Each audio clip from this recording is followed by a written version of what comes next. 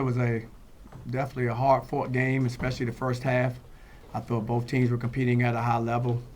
I thought the difference in the game was the start of the second half. I thought they went on a run, and I want to say probably in the first 5 minutes they outscored us 10-3, and they were able to kind of maintain that 8 to 9 point lead, throughout the rest of the half. We have to do a better job of our start in the second half, of making sure that we're locked in at what we're doing, and make it more difficult for teams. But I thought by and large our guys, gave a competitive effort.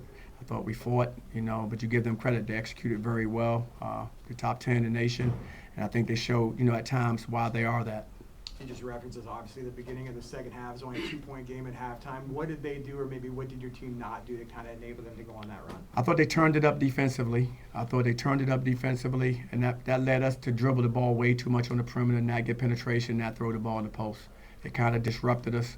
And, either they turned us over, which led to their offense, because they're in transition.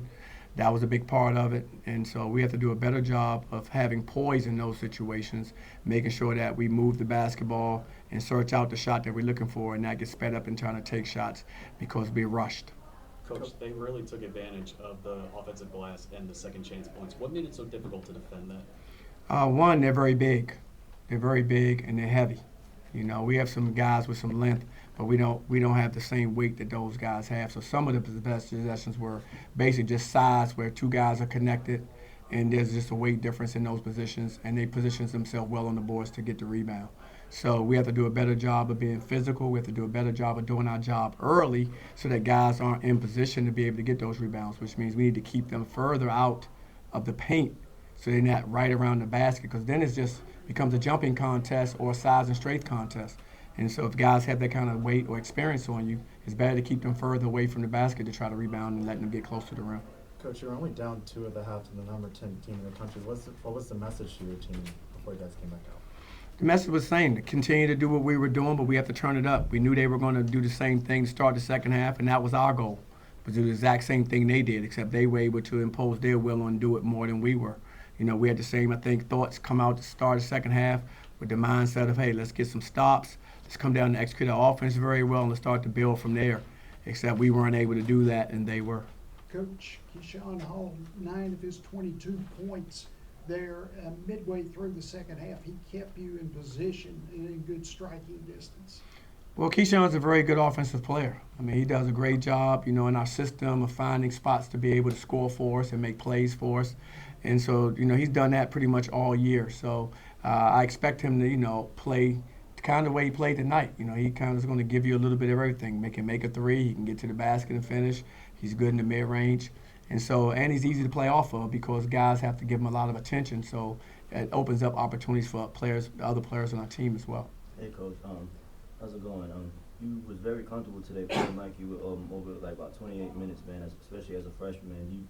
Do you think he's just keep getting better? He's working hard on his game, day in, day out to work hard for those minutes? He's earned them. You know me, you get what you earn. I thought he's earned them. I thought he's been, I've been watching how he's been practicing. I've been watching him in the games he's been playing recently, and you can see he's starting to come on. It's kind of like we saw with Mustafa. It was a process. And the same thing with Mikey. It's been a process. So he's earned those opportunities because of his work ethic. He's earned those opportunities because when he gets in the game, the contributions he's making.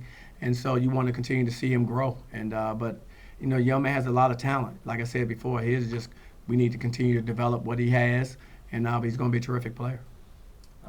Coach, the losing streak is to 5 games now. Keyshawn Hall recently said that we can't have our heart questioned. Where is the heart and morale of this team currently? For us, I don't think our heart is going to be questioned from the standpoint of us wanting to win and wanting to compete. I thought we gave a competitive effort tonight. I think they just outplayed us in different stretches of the game. But, we played very competitive basketball. I thought we defended pretty good. I thought, I don't think we always rebounded as well as I would like. But I thought we defended pretty good at times. We made it hard for them. They ended up getting a lot of shots, second, chance opportunities. I think they scored 15 points on second chance shots. So the first, stop defense wasn't bad a lot. It just was, now we got to make sure they don't get another shot at it. So I think in that regard, if we can just keep our mindset set on how do you win games, you win games defensively. The offense is great for the fans and people to see, what you're doing offensively, but you're going to win on the defensive end.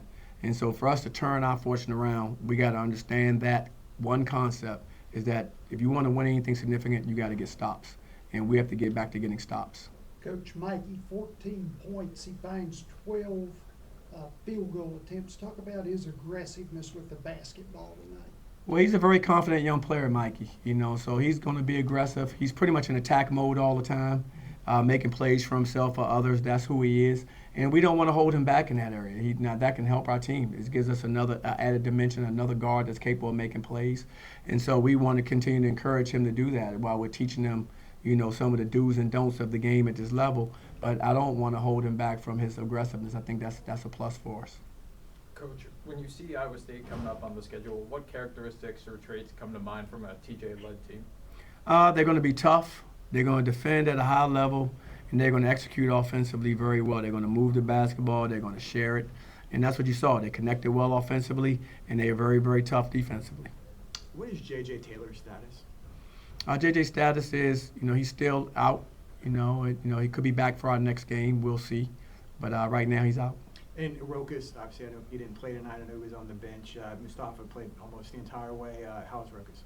Rokas is fine. Mustafa played most of the game because he's good enough to play out there all the time, so we had him out there playing. Coach, you talked about Mikey getting more involved in the lineup. You ran three small guards for a lot of the game.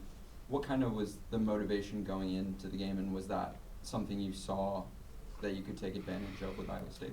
Well, I don't mind playing three small guards or multiple point guards at the same time. I never worried about that, as long as they're going to compete, as long as they're going to compete on the defensive end. And I thought those guys were competing. So me playing them, I had no problem. As a matter of fact, when you come down to play offense, when you have them, now you have the ability to maneuver the basketball with more than just one ball handler. Now DJ's not the only one that can maneuver it. Now Mikey can maneuver it, or Juice can maneuver it, or Dior can maneuver it. So I think it actually helps you in some ways, provided, on the defensive end and rebounding end, that they're able to hold their own, and that gives you the confidence to be able to play them together. Got a rematch with Colorado coming up. It was a really close game last time, defined by physicality. It's a Colorado team that's looking to probably have a strong finish to the end of the season. What do you guys need to do right to make sure that you can take care of business? I haven't yet seen them because I'm only into one game at a time, so I won't look at Colorado until tonight. And I do know they're well coached. I do know they have talent.